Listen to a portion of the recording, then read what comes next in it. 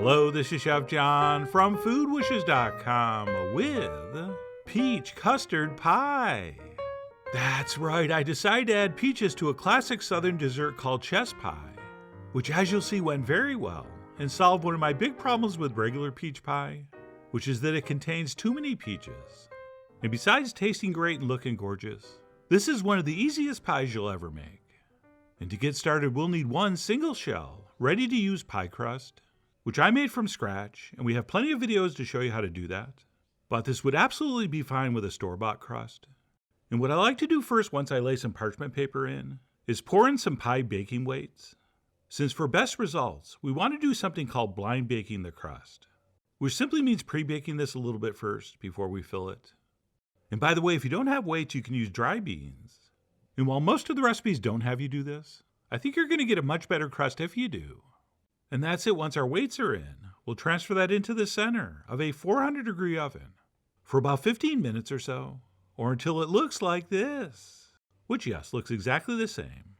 But once you carefully remove the weights in the parchment, you should see that the crust has indeed cooked a little bit and started to turn a very light golden brown. And that's really all we need at this point, since it's going to cook the rest of the way once the filling's in. So we'll simply set that aside and let it cool while we move on to prep some peaches. And the first step with that would be the optional peeling, which I don't always do for peach pie, but this time I did. And once peeled, we will carefully take our knife and cut directly around the center, with the blade of the knife going all the way to the pit, which theoretically protects your hand, but be careful anyway. And if we're lucky, and we bought something called a freestone peach, that should separate fairly easily, at which point we can remove the stone as it's called. And the riper the peach, the easier this is to do. Although as you can see for me, this wasn't super ripe, and that took a little bit of effort. And the good news is for this pie, a firm peach is fine. And that's it. We'll simply take those halves now and slice them into pieces. And I decided to cut these in eighths, which ended up being a perfect size. But of course, you'll have to adjust based on the size of your fruit. I mean, you are after all the Southern Belle of making sure this comes out well. But I would attempt to get them somewhere close to this size. But anyway, we'll go ahead and do that to 1 or 2 peaches, or whatever it takes to get enough to fill the bottom of our crust. And once our fruit's set, we can move on to prep this very easy custard batter, which starts with 4 whole large eggs, to which we will add more than a little bit of sugar, and then we'll take a whisk and give this a thorough mixing. And we really don't have to get this light and fluffy, but we should probably whisk this until it feels like that sugar's dissolved, at which point we can stop and add most of the rest of the ingredients, including some brown sugar, which I could have just added to the white sugar but forgot. We will also do a little bit of flour, as well as some cornmeal, which is one of the signature ingredients in chess pie. We will also need a little touch of salt, plus some real pure vanilla extract, followed by one of the secret ingredients, which is a nice splash of apple cider vinegar, or you could use lemon juice or plain vinegar if you want. And then we'll finish this with a little bit of milk before we take a whisk and mix it thoroughly. And as you'll see, we're also going to be adding some melted butter to this, which we really could have added at any point. But I had just melted mine and it was really hot, so I decided to add it last.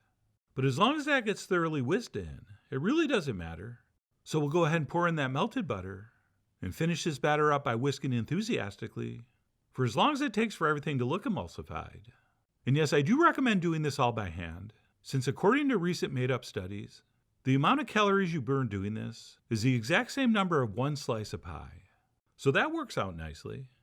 And that's it. Once our batter's set, we can grab our now cooled pre-baked pie crust, and we can arrange our peach slices on the bottom.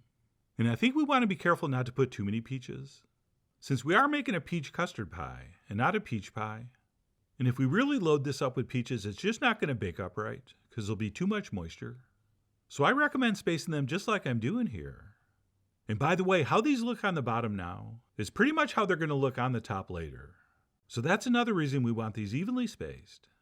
And that's it. After we peach, we will reach for our custard batter, and we will use a ladle to carefully and slowly transfer it in.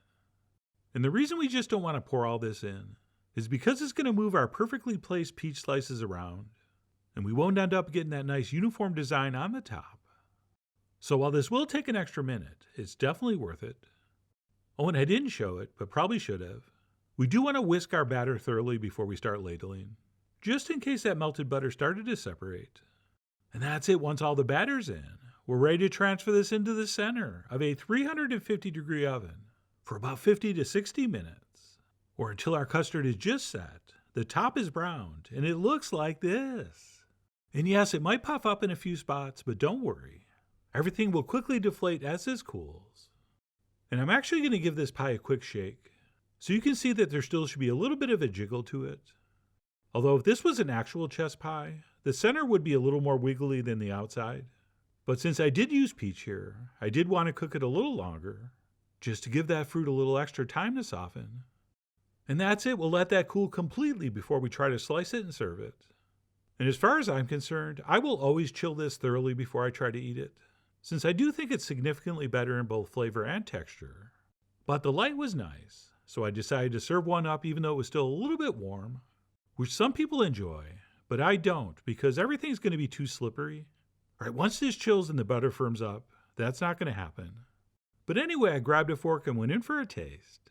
And speaking of slippery, you can see right here that custard separated from the bottom, which if cold is probably not going to happen.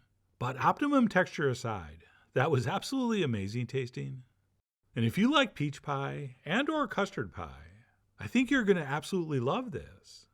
And by the way, the challenges of eating a too warm pie is not really considered an actual real problem, especially by people that have actual real problems.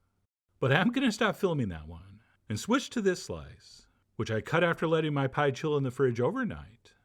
And that, my friends, tasted every bit as delicious. Plus, I got that beautiful, smooth, luxurious texture you get if you let a custard pie chill. And if it wasn't for the way too tough crust I made, this would have been perfect. Oh yes, I have to admit, I made the crust way too fast, and I was in a big hurry, and I overmixed it, not thinking it would really matter, since it has nothing to do with how to make the pie. But as you know, I like to admit any and all mistakes. So if you do use one of our videos to make the crust, please follow the directions, and do it how I actually do it in the video. And yours will be nice and flaky, and not tough and hard like a rock. And as I touched on in the intro, I do enjoy a peach pie, but after a few bites I get tired of it, because it's so much peach, which is why I enjoy this style of pie so much. It has just the right amount of peach to balance with the custard and the crust.